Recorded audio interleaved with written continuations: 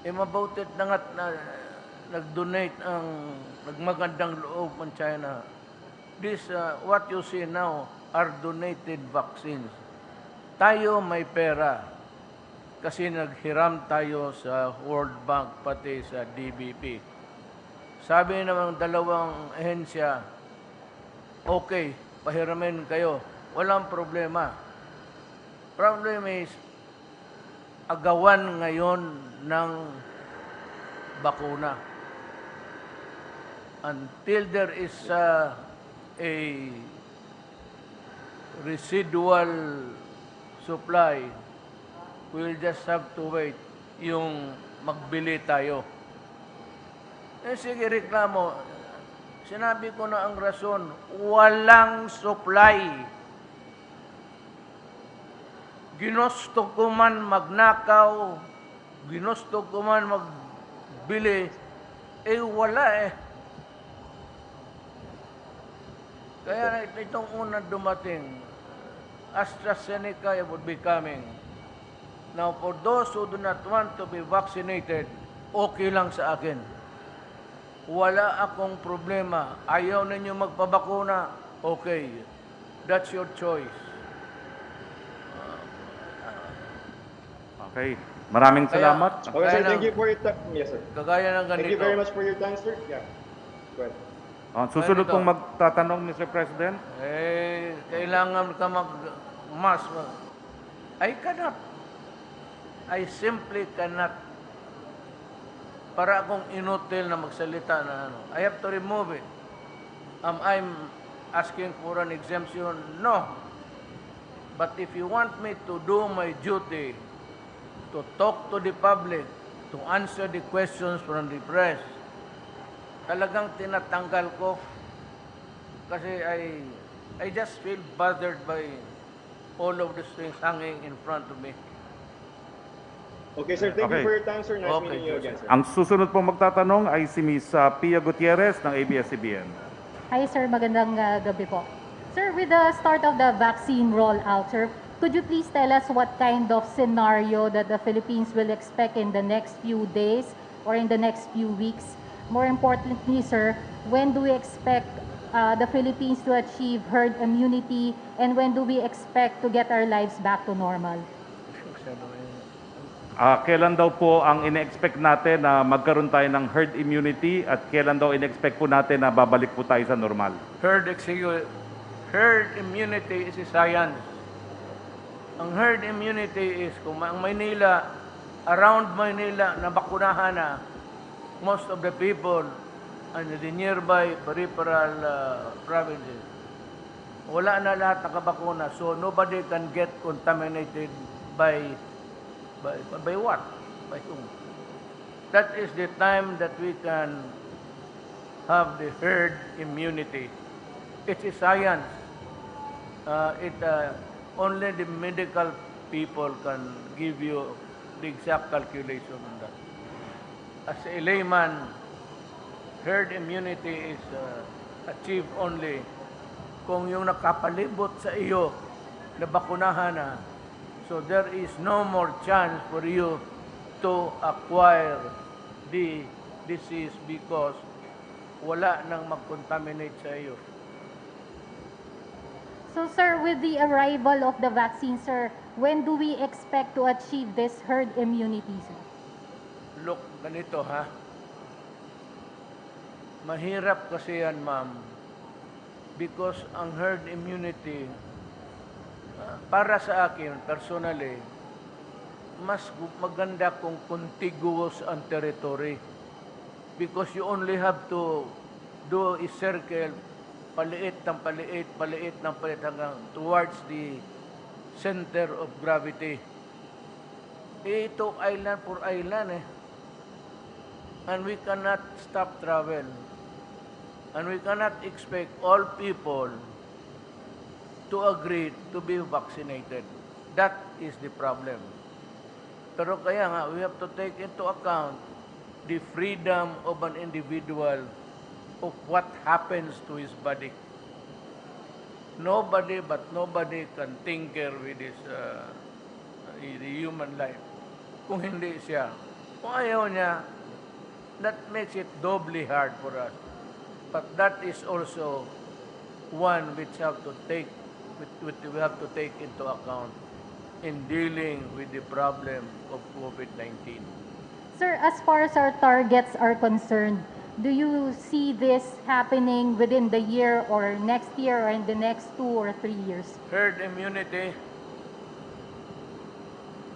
akin lang yan. Sa basa-basa ko lang.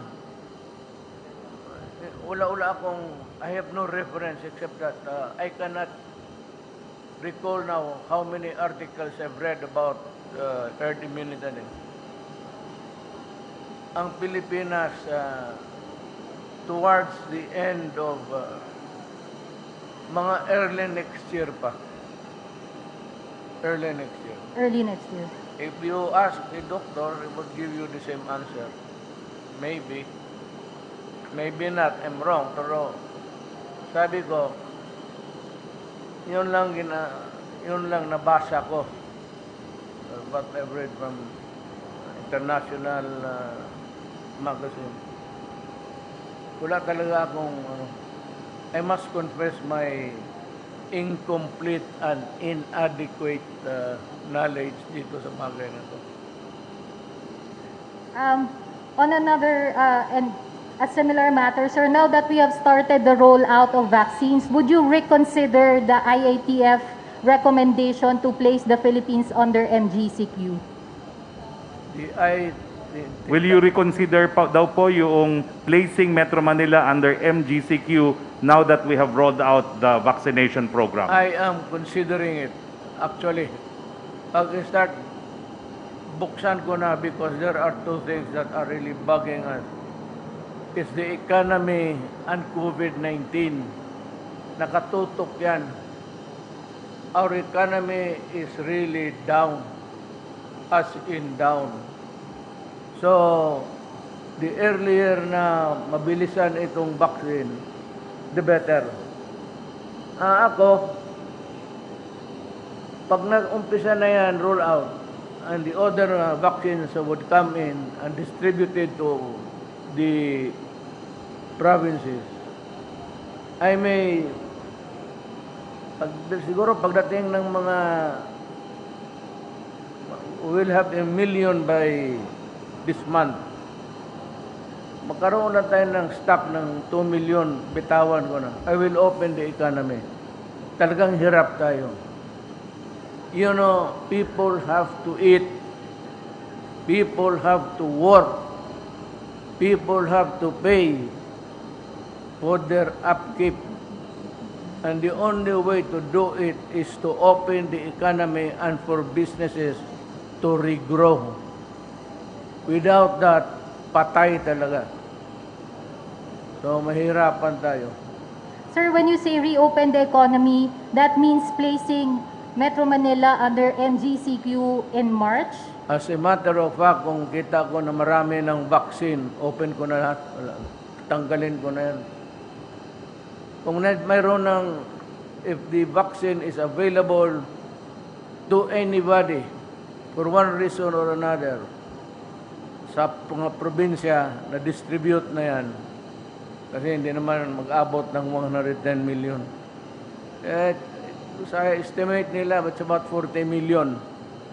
Kung makahit tayo ng 40 million, o nandyan na yung vaccine, baski meron tayong mga 20, 30, buksan ko na. Buksan ko na dahil sa economy. Sir, what about face-to-face classes po? The what? Face-to-face classes. Wag mo na. Not now. It would be, I cannot make that decision. It will place the children in jeopardy. Alam mo, iba na yung decision, iba na yung maraming mamatay. I am not ready to lose the lives of our young people, our children. Diba? Thank you, sir. Tingnan mo, as they come, pag tingnan ko nakabakuna araw-araw, what's the use? Yung mga ayaw, yung gusto pa ng ibang klaseng, there's the AstraZeneca. If you do not have faith in the Chinese, ako mismo, I guarantee to you, basa, yung 50%, nobody can really tell you how effective it is or the efficacy is at that number. It would depend on your body. If you are a healthy person with no underlying causes of diseases, talagang kailangan mo ng mas marami. Mahina ang katawan mo.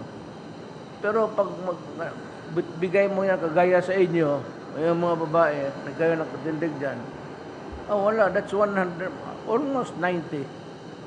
Walang makasabi niyang there's no scientific data of comparison there.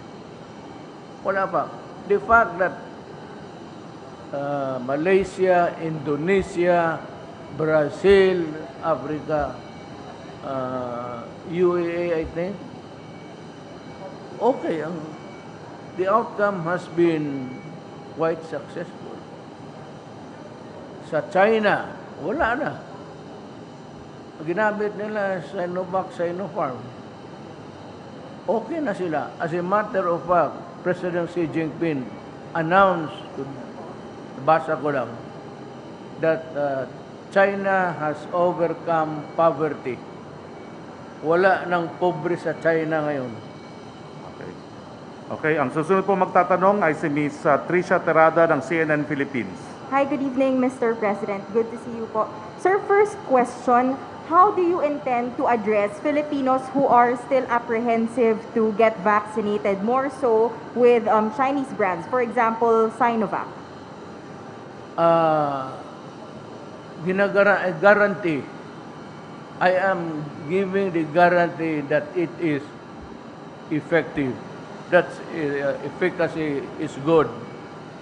Ngayon, yung ayaw magpabakuna, wala akong magawa para sa inyo.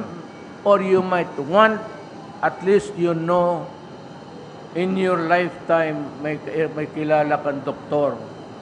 Magtanong ka na lang sa doktor kung anong mabuti sa iyo. Kagaya namin, 70 above are discouraged from getting it. Pero ako, since I get to go around and meet people to travel, baka kailangan ko. You ask yung guideline ng WHO, wala. Yung 70 above, wala na. Patay na yan. Ako mag 32 na next month. Sir, experts are saying na mas mahihikayat po yung publiko na magpabakuna when they see leaders or influencers getting vaccinated. Sino po yung mga inatasan niyo, sir, na maunang magpabakuna, especially with the arrival of Sinovac? May naatasan po ba kayong mga cabinet members or officials in your government? My doctor has in mind, it's a Chinese brand still, pero hindi ito. Siya nakaalam ng konstitusyon ng katawan ko eh. Yes. Pero sir, may officials po ba kayo or cabinet members na aatasan na manguna po sa pagpapabakuna to represent the government? Magsabay-sabay kami pagdating. Yung hinihintay lang natin yung ano. Okay. Sir, Ako naghingi ako. Personal. Wala silang stock na ano. Naghingi ako para sa pamilya ko, pati sa akin. Pati yung, I don't know if we would have enough vaccines for everybody. But I think I can accommodate itong cabinet members. Sir, I understand and you mentioned several times that you are grateful to the donations of China. Ito pong Sinovac, yung una po nilang pinadalang bakuna. But sir, how do you wish to address concerns about, or fears, sir, about the objective of vaccine diplomacy led by China and concerns, sir, on our possible position on different issues with China? Ano daw po yung tama ba ang tanong mo, no? Ano yung maging epekto sa iba pang mga issues na meron po tayo sa China dito sa Pagdating po ng ng bakuna, sir. Sinovac vaccine? Well, that's a matter of geopolitics. I have made a declaration that we will adopt an independent foreign policy, which means to say that one, I assured China that I will not allow nuclear armaments of America to be stored in the Philippines. Yan ang sinabi ko. That's the guarantee that I have. Na hindi ako papayag. Not because it will antagonize China, but it is in the Philippine Constitution which prohibits the presence of nuclear armaments in the country. So sir, just to put it on the record and to be very clear about it, despite or amid this donations, we will not compromise anything on issues between China. China never asked for anything. China has been giving us everything, but never asked anything from us, actually. Ang pinakamabigat, ang Amerikano, ang hinihingi nila, ang base. Alam mo ba kung anong mangyari? Do you know the direct consequence? Kung magkagera, and it will surely start, maybe in the theater of war would be the Spratly and China Sea. Katabi lang tayo, Pangasinan, it's just kaharap. Maraming probinsya na yan. Alam mo kung may armament sila dito, ang unang tatamaan yun. Saan? Sa Pilipinas. We are taking a very big gamble there. Kasi kung walang armament sa Pilipinas, yun lang kailangan natin sa counter-insurgency. Okay na, we do not need weapons that could fight other countries because we do not have it, the arms, and we do not want it. Ang unang matamaan, ang Pilipinas. Kasi nandito yung base, nandito yung mga armas nila. The arms are stored everywhere in the Philippines. Baka hindi ninyo alam. May mga depots all around the Philippines where the arms are. Sinabi ko sa kanila, I cannot stop you because we have yet to renegotiate the visiting forces agreement. But I'm warning you that if I get hold of a hard information that the nuclear armaments are here brought by you, I will immediately ask you to go out and I will terminate the visiting forces agreement. Ora mismo. Sir, maybe one last question, not related to vaccine since sir, matagal-tagal din po namin kayo hindi nakausap. Sir, there are growing calls for your daughter, Davao City Mayor Inday Sara, to run for president. Nabanggit niyo po na ayaw niyo po siyang patakbuhin. But is this final, sir?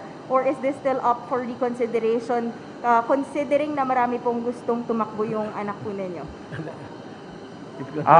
Pinal na ba ho yung advice nyo raw po na ayaw nyong patakbuhin si Inday Sara or pwede pa itong ma-reconsider sa dami po ng calls para tumakbo po si Inday Sara? Si Sara ayaw because may anak kasi yung tatlo. Maliliit pa eh. Maliliit pa. Gusto niya na mag-focus muna siya sa family affairs.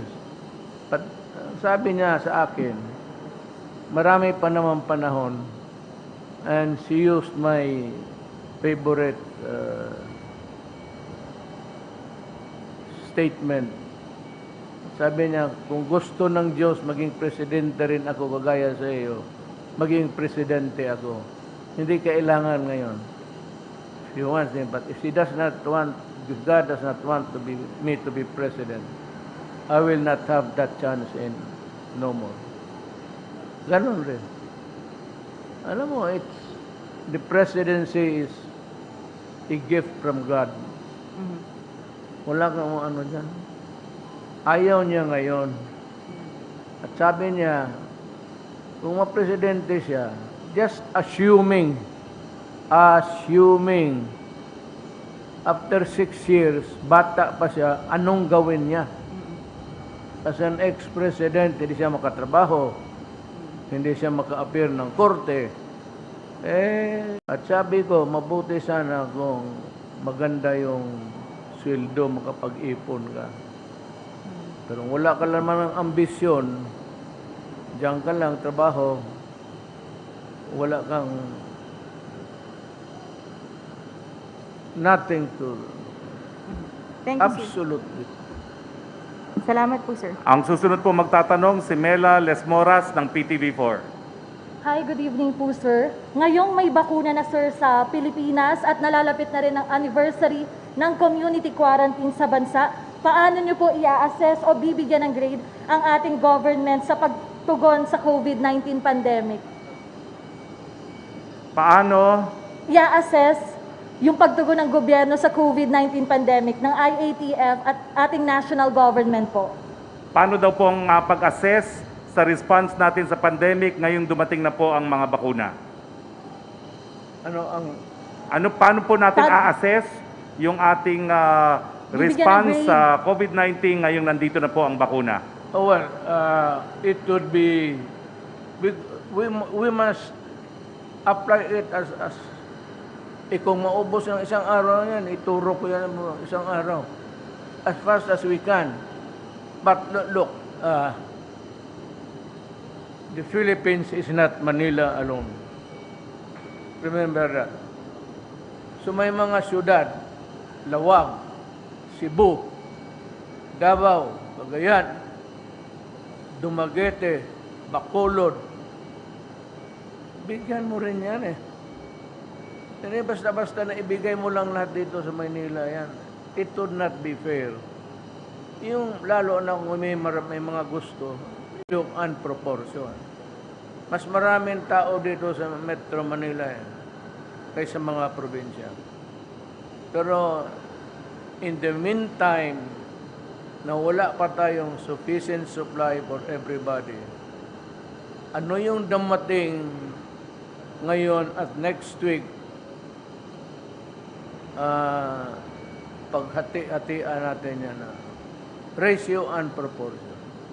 Para naman sabihin ng the rest of the Philippines, nakakalimutan tayo. Tell Duterte that there are Filipinos over here, so many hundreds of miles away. Sir, kung may nakikita po kayo, Mr. President, na dapat pang i-improve, saan po yun? Ano po yung ng grade, yung IATF, mga LGU, ano po ang ibibigay niyong grade sa COVID-19 response ng ating mga opisyal po? It's either my ear is failing me, which actually is mahina andito ko kasi na I have a fractured at the back. Nagpuputo dito. Wala na ako dito. So I have to, ito yung ear. Mr. President, kung bibigyan po natin ng grade or grado yung ating IATF, yung mga LGU sa COVID-19 response ng government, paano po natin sila i-assess at ano po yung mga nakikita pa nating pwedeng improvement ng government against COVID-19? Well, that is, yung Department of Health is not a department alone. It is a structure all over the Philippines. So it behooves upon the municipal health officer, the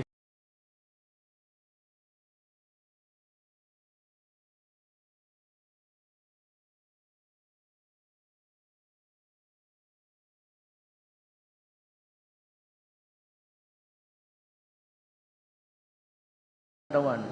I really do not know why they wanted to, or what they just exclude the mga 70 above, wag na. Pero ito yung mga vulnerable sa may underlying cause. There is anemia, maybe leukemia, ang injection. Kung gano'n, ayaw mo injection, gusto mo mamatay na lang. Sir, may last question po. Ngayong may bakuna na, kailan po natin nakikitang babalik sa normal ang Pilipinas? In about maybe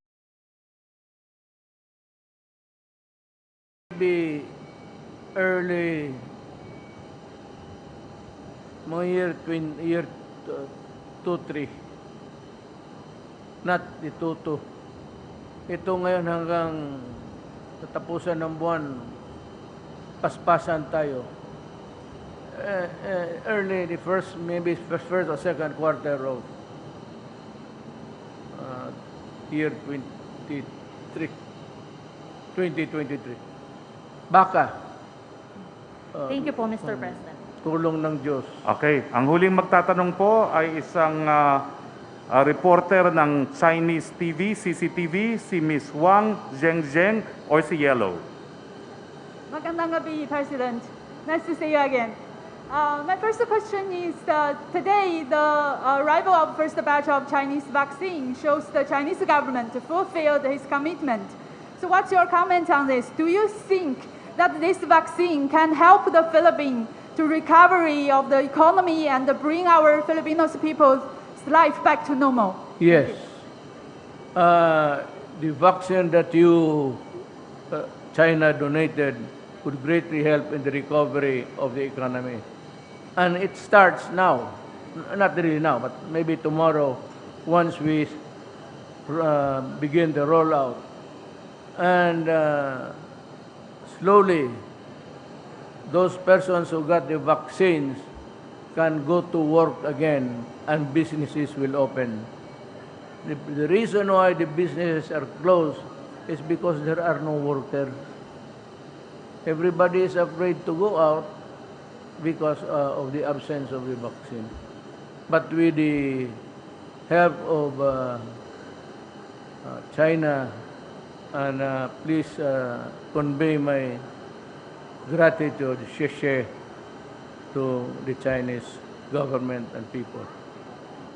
It will greatly help and thereby promote a healthy trade and commerce with China. Okay, President, I would also like to know, during your remarks, you mentioned that the vaccine should be made as the global public goods. That's also the commitment of Chinese President Xi Jinping. And China has already donated the vaccine to more than 50 countries worldwide. What's your comment on this issue? I have to translate it. Oh, please repeat the question. I couldn't understand also the question. Slowly. Okay. During President's remarks this afternoon, he mentioned that the vaccine needs to be made as global public goods. That's also the commitment of Chinese President Xi Jinping. Chinese government right now already donated the vaccine to more than 50 countries. So I would like to know the comments from the President. Comments daw po ninyo dun sa sinabi ni President Xi na gusto niyang ibigay sa maraming mga lokal na mga iba pang mga bansa itong bakuna na galing sa China. Komento lang po dun sa sinasabi nilang they want to distribute the vaccine to as many other countries. China has a good spirit. The people are kind, and the government is very